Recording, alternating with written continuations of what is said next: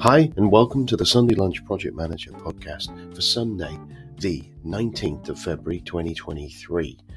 This is your host, Nigel Creaser, and this week I've got Stephan Wiedner, the psychological safety guy.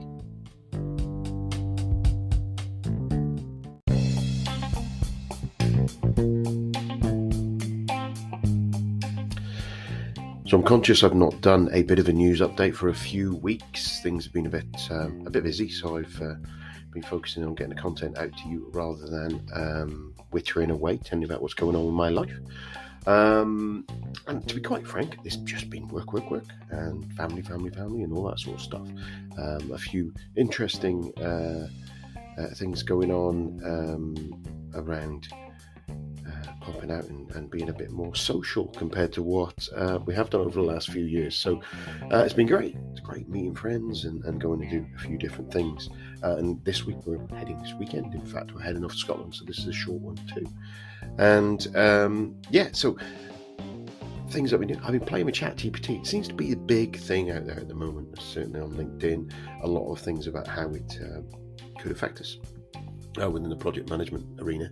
And recently I have just been playing with it, kind of a self-fulfilling sort of thing of trying to write an extension for Chrome to export the ChatGPT words in there for another little project I've been playing with. And you know what? I'm absolutely astounded. Whilst I haven't got the thing to work, because I think there's some of my JavaScript knowledge and a few rules that you need to obey with that aren't clear, which isn't a surprise. But essentially, I've asked it to help me do it, and it's given me the code, and it stays constant, because if I get stuck, I can ask about something else, and it does kind of redo it, which is thoroughly astounding, to be quite honest. And I can see where, as we start moving into, certainly within the IT industry, the use of these tools, the use of them to generate code and then tweak code will change the dynamic around what we're doing and how we're testing it. I suppose is get to the point where you've got a piece of code and you should be able to tell ChatGPT to derive a load of test scenarios to exercise all the routes through it, which again, I can see a massive saving and a massive power to the elbow of all the testing community. I can see it revolutionising stuff, but again, still not going to take away that human bit of finesse that's going to be needed there. So watch this space. I'm playing around with a couple of things with it, and I'll let you know how I get on in that arena. I've got quite a few interviews in the bag and a few interviews lined up as well, so we've got some great podcast guests. Stephan today. I owe Stephan an apology because I said his name wrong at the end of the last show. Apologies, Stephan. It's everything's going well. And I hope if I do urge you all to have a quick look at this ChatGPT, because I think it will touch us all. Even to the point where I was chatting with my daughter, trying to get her to eat her Pop-Tarts. Other breakfast cereals are available. Pop-Tart the other morning. And I asked ChatGPT to write me a poem to get her to do it, which kind of, don't know whether it helped her do it or not, eat the food, but it was quite an interesting experiment too, quite an impressive little poem too. Anyway, I'll let you get on and listen to Stephan Wiedner and all about psychological safety. Cheers now, bye.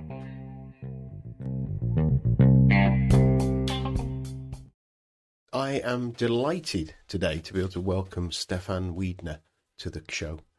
Stephan is a psychological safety expert whose career is focused on developing sustainable high-performance leaders, teams and organisations.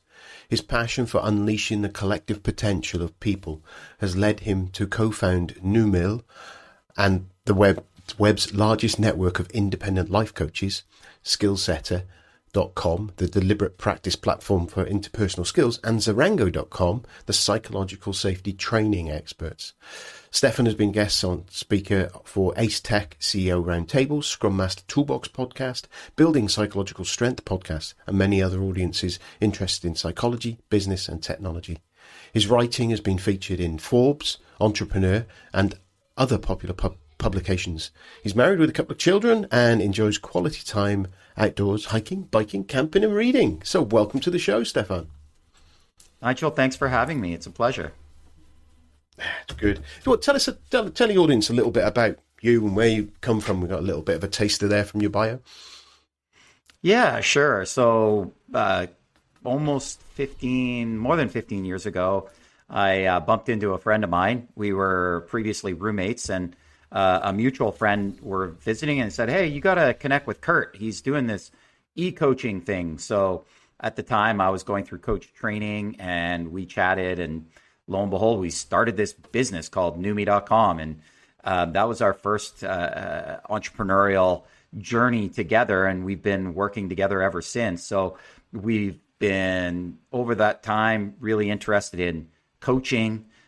We've been interested in not just coaching, but why does coaching work? So we were really curious about that, and that led us down these other paths of exploring psychological safety, of exploring counseling skills applied in various arenas, and why the best counselors are the best counselors and what we can do about it. And that led us to the development of Skillset, or this software platform. So the whole time we've been really keen on how multiple humans working together, whether it's in pairs or whether it's in teams, can get better outcomes than just individuals working on their own. That's kind of been our playground, if you will.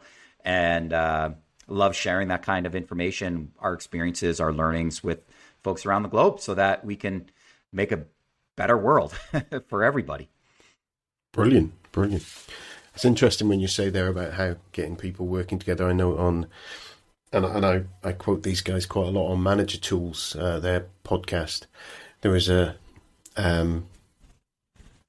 comment they made that if you've got two people in the same state, you will have potential for conflict, regardless of how big the state is, because humans interact with each other, and sometimes it's good, sometimes it's bad, but there's always a chance of it going bad, isn't it? Absolutely. And so what we want to do is not avoid the bad, but how do you take the bad and make it good? Bring the positive out of it. Because if everything is just good and what we might term as polite all the time, that's not necessarily good either, because then people are just biting their tongue and they're not saying what they really think. There's a big gap between what they're saying and what they're thinking. Yeah, I think that immediately, I heard the comment about being authentic and kind of being true to yourself. You see a lot of commentary on LinkedIn and similar things to that, and it's kind of when you are living your not true self all the time, it does become quite wearing and tiring, doesn't it? And being in an organization or in a relationship, even, that you can actually say what you think without massive ramifications and without fear of it being held against you is really important, isn't it? Yeah, and that, Nigel, right there is the definition of psychological safety, essentially. That ability to speak up, say what's on your mind without that fear that there'll be some sort of consequence when you do speak up. Yeah. Oh, right. Yeah. Because to me, it's a fairly new term. I'm not sure when the first time you came across it. Maybe it's a long time ago, and it's quite often like these things, they don't pop up. They bubble up into the social psyche at certain points, depending on what's going on. Is it something that, I'm guessing, the usual with these sort of things when I hear about them, they've been way back in the 50s and 60s where they started or something like that. So, but tell us a little bit of background on psychological safety and kind of expand on what it is. If you look at the academic research, I think the first citing of psychological safety is around 1980. And then in 1999, Dr. Amy Edmondson, a Harvard professor with the business school there, she developed an assessment to measure psychological safety and has been really exploring that area ever since. So she's the one that's really popularizing the term. And I'd say the one, if there was one thing that helped psychological safety get off the ground and really grow in the minds of the average consumer or the average individual out there in business, it was Google's Project Aristotle. So they did a big study, multi-year study, to explore what makes an effective team. And that project resulted in the finding that the best teams in Google, and they analyzed 180 teams, the best teams in Google had the highest degree of psychological safety. And similarly, the worst teams at Google had the lowest degree of psychological safety. So it was the number one correlating factor.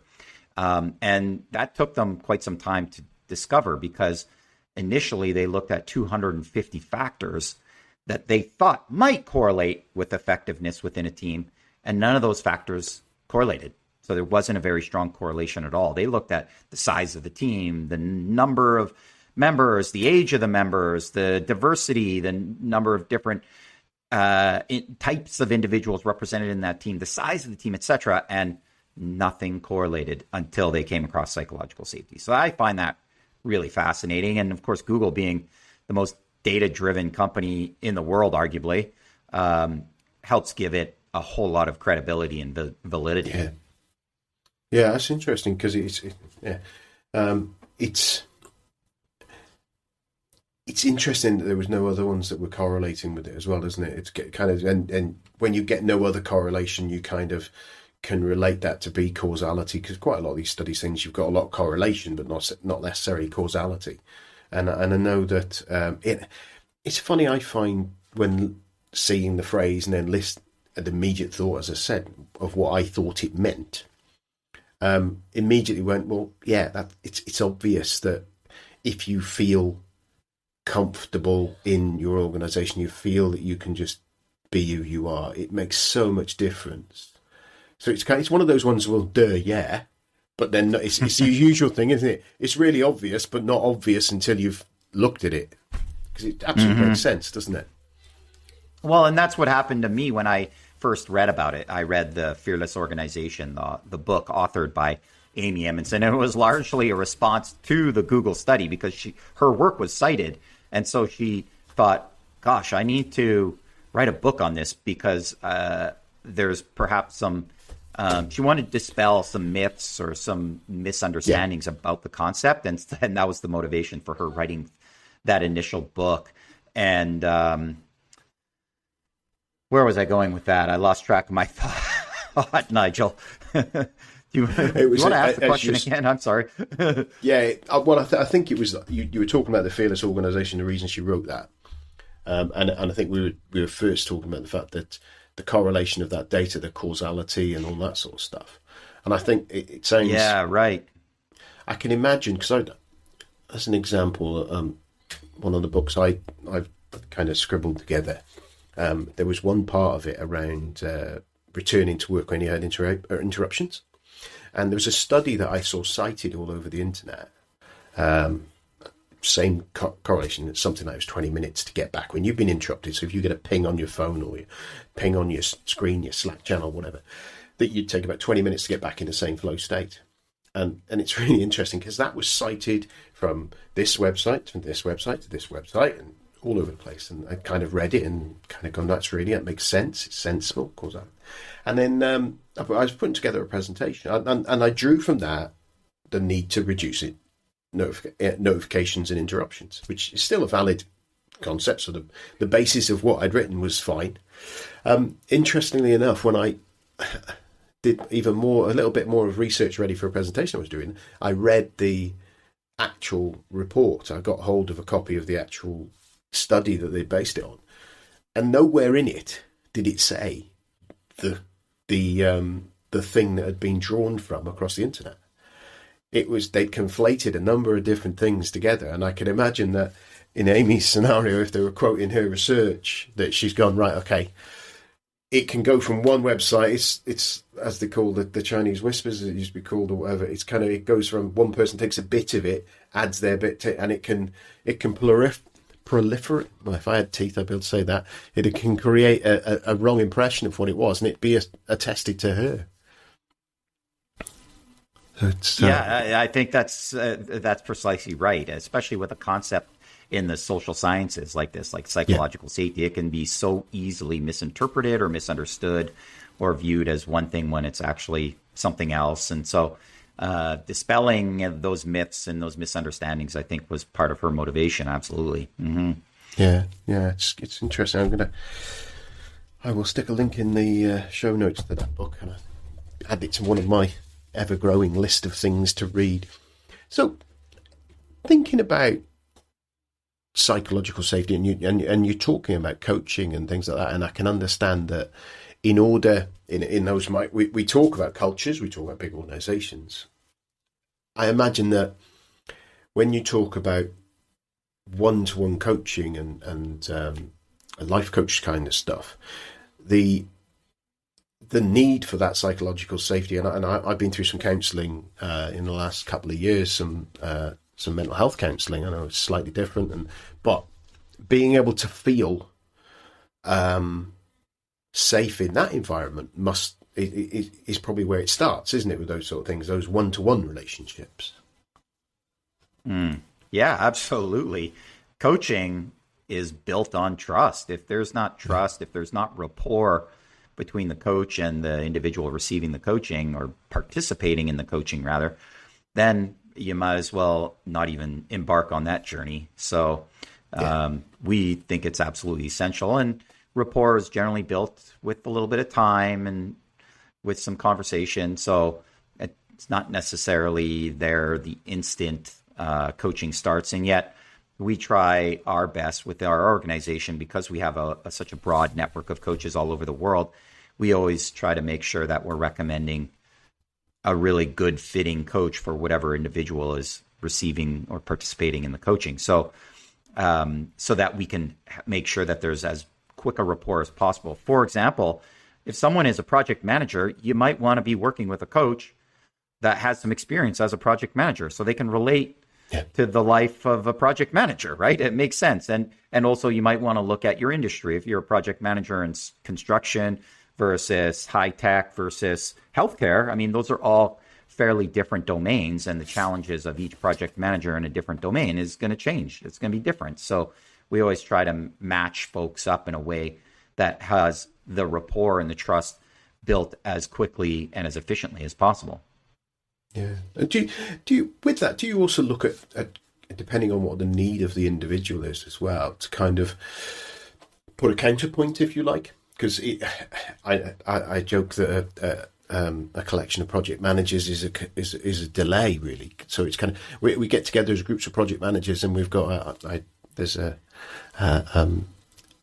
we kind of moan about how hard it is to be a project manager and how difficult it is to get people to do. And you know what I mean? There's a tone there, and sometimes you can be in a little echo chamber. So it's kind of scenarios where you look for someone that would challenge those assumptions, if you like. Yeah, that's a good point. You don't want to have two people just commiserating together and colluding, if you will. But the other thing we look for is we look at the individual and ask the individual, the organization, how can this person improve? What are the deliverables, the behavior changes that you're really looking for this particular individual? For example, you might have a project manager, super skilled, knows the business, knows everything, but comes across as really abrasive. They have really direct forms of communication. They can be really short with their words and the way they communicate. And that comes across a certain way. And it's not ill-intended. It is the way they've learned how to communicate. Yeah. And so we want to improve those communication skills. So we would want to make sure we're finding a coach that is skilled in that arena, has experience working with individuals who are quote unquote abrasive or challenging or direct, whatever words you want to use to describe them, so that they can soften their how they're being perceived. Or alternatively, the other way around, you might have someone who is perhaps too agreeable in their nature, too nice, if you will, and needs to become a little bit more direct with their communication. So, and everything in between. And so again, we're just trying to find the good match, not just on, hey, do you have the same experience as this project manager, but can you actually support them and help them with what they're trying to achieve?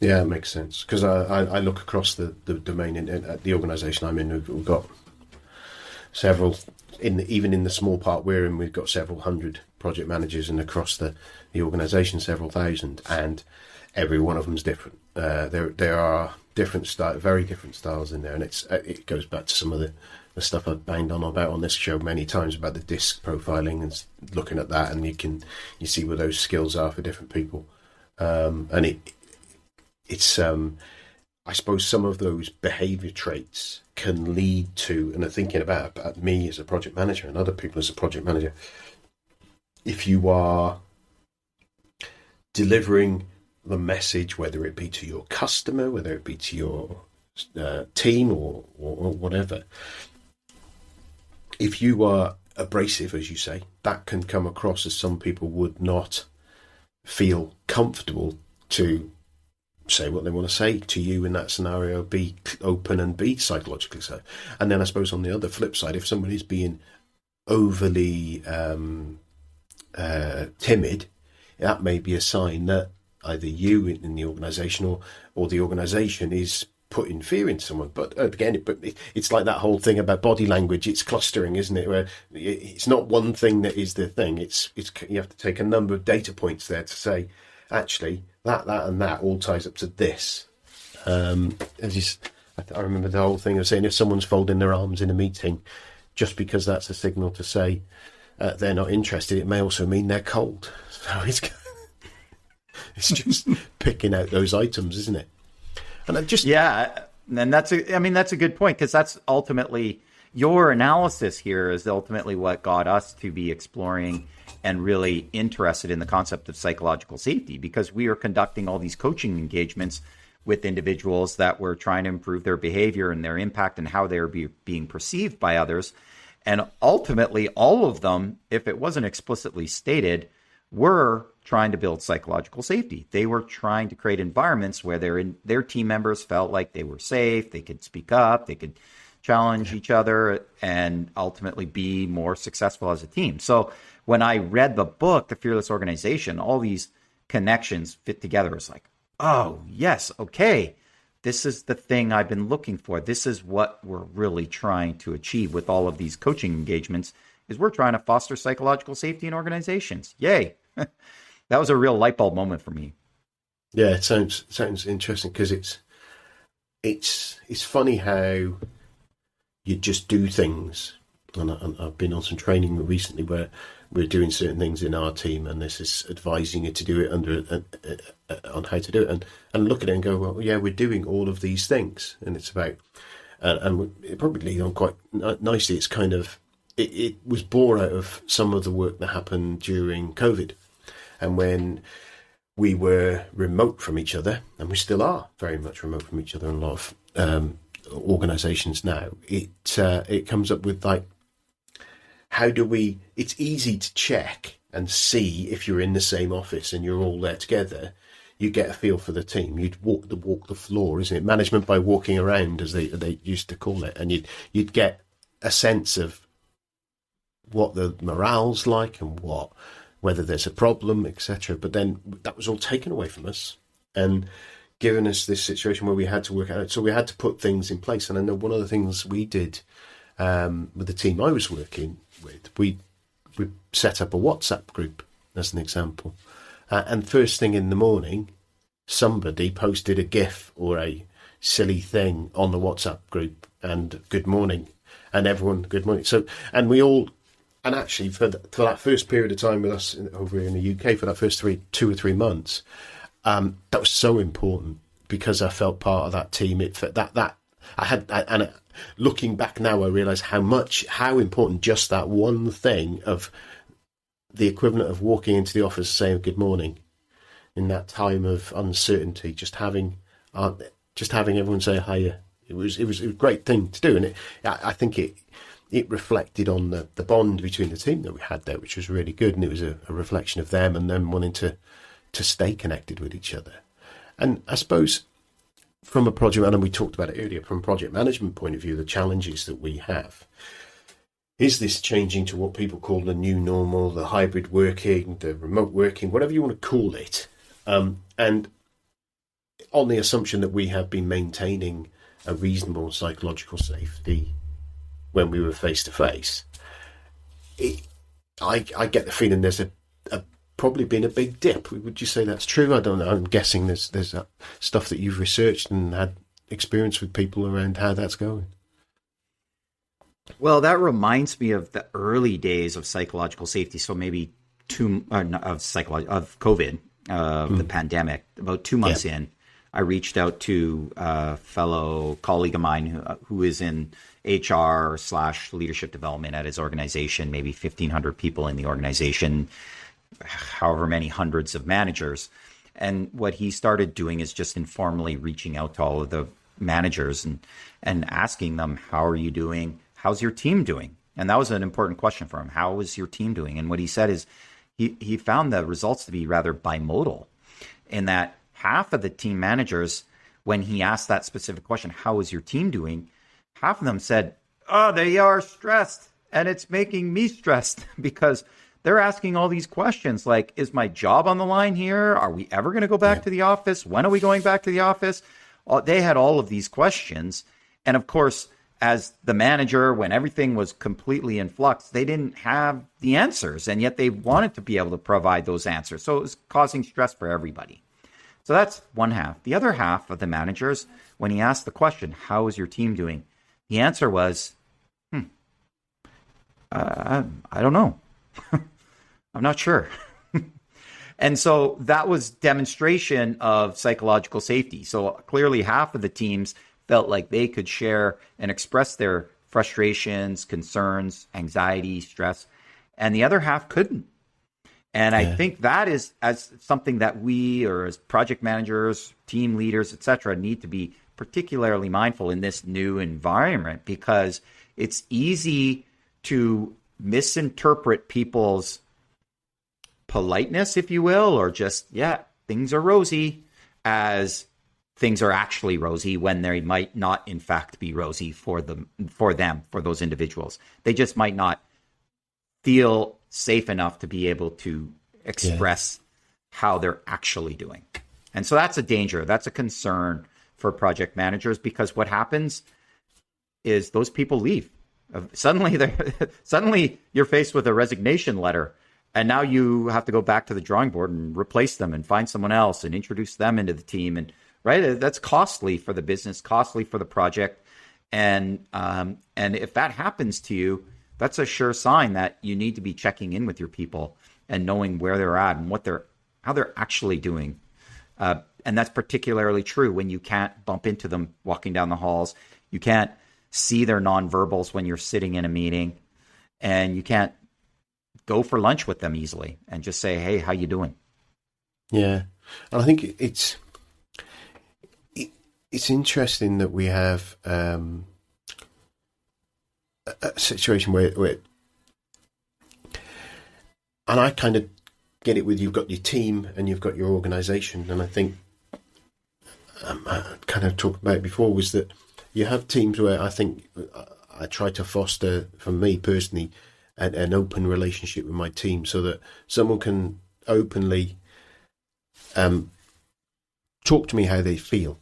And on a regular one-to-one, it's kind of like, if I ask them a question, it's kind of, I try to push them, and it's kind of, are you okay? Yeah, I'm okay. Right, tell me about it. And then I'll hear something different to okay. And I think maybe it's not entirely British, but kind of over here in the UK, it's that default thing. So, how you doing? I'm fine. Is the kind of default answer that a lot of people give. But it's kind of getting behind that and getting people to be able to say that. But then I think there's the other side of it, that where the people can feel safe and comfortable with their direct management, maybe a couple of leaders up. But how does that sort of hierarchical distance from you as an individual influence the level of psychological safety? And now I'm thinking from a project manager point of view, if you've got 4 or 5 layers down within your organization with your team, how do you ensure that a little, like you just said about that one scenario, that the person reporting to you is creating that there? It's probably not a 2-minute answer, but it's kind of what's the difference and what can we do about it? Well, I think hierarchy definitely matters, right? When there's a power or differential, then people will behave differently. So, for example, within your team, you might have all of your members sitting around the table having a chat, and then as soon as you walk in the room, maybe the chat changes, right? If you're the person to whom all of these folks directly report. And then if you add another layer of seniority above that, and one or two or three or four more, that very well could influence psychological safety. And that's why we really encourage organizations to try to spread psychological safety out through the organization in an organic manner, and ideally from the top down. So ideally you have the senior leadership really modeling the behavior that you want to see. So whether it's, and often we start with the core values of the organization. What does the organization truly value? And those values are sometimes just on the wall, but not necessarily being honored or expressed. And so we need to align them. And so it might be around things like transparency and how does one model the behavior of transparency that you're looking for? And so you need to conduct yourself in a certain manner. And these are really powerful norms. The behaviors that you perform as a leader are going to be looked up to by all of the team members. And those team members are going to be asking themselves, what's okay in this environment? How can I operate? And Nigel, you can probably relate to being in a new position in a new company and what it's like. And you have all of these antennae out there kind of going, okay, when I have an issue, who do I bring it up with? And who do I go and talk to? And how can I say that? Do I have to write an email, or can I just walk into their office and talk to them, right? These are all the social norms that drive our behavior. And those are the structures and systems that need to be put into place really deliberately and intentionally, so that throughout the entire organization, everyone feels like they can speak up. And our definition of psychological safety is so that everyone in the organization has the courage to speak up, and perhaps even more importantly, the confidence to know that when they do speak up, they will be heard, they will be appreciated, they will be understood.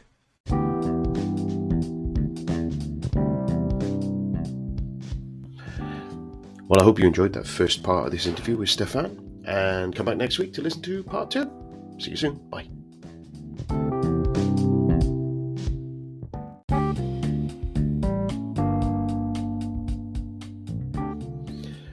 So this is my final wrap up. Every week you're going to hear this. You're going to get bored of it, but you can always click next podcast if so. If you have enjoyed it, if you listened to this podcast to the end of this show and you think that was great, I'd love to be able to help Nigel out. There are loads of ways you can do it. The first and obvious way is to share the podcast. Send it out to people. If you know colleagues and friends who'd benefit from it, you think they'd enjoy it, just send them the link. Grab one of the links, or send them to www.nigelcreaser.com/podcasts. That's www.nigelcreaser.com/podcasts, and that will push them over to a Linktree link, and it's got all of the different ways they can consume the podcast. If you are feeling generous and have a big bag of cash, you could grab a copy of one of my books. Obviously, they're available in all the usual places, in print and digital. Again, jump on the website, www.nigelcreaser.com/shop, and that will give you a list of all the different ways that you can contribute and grab copies of the book. Also got links to all my guests' books on there as well, where I get a little bit of a kickback from them. If you are of a sporting mind, I have a number through doing some of my judo and running antics. I've managed to secure a few affiliate links and affiliates there as well. So in there, somewhere in the sponsors page, there's links to those as well. So clicking onto those and grabbing if you're looking to get super fit, then that would be fabulous as well, and I get a little kickback from those. I have a Patreon account. It's patreon.com/sundaylunchpm. So again, you can ping something in there, buy me a coffee or whatever. And finally, obviously the most important is coming back, listen again, because the more of you that come back, the more visibility I get, because there's more times that it's downloaded and all the SEO works and things like that. So yeah, that's it. So if you can help me out, I would be much appreciated. If you can't, don't worry about it. Thank you very much. Cheers now. Bye. Well, it's goodbye from me, Nigel Creaser, and it's goodbye from him, the Sunday Lunch PM. Goodbye.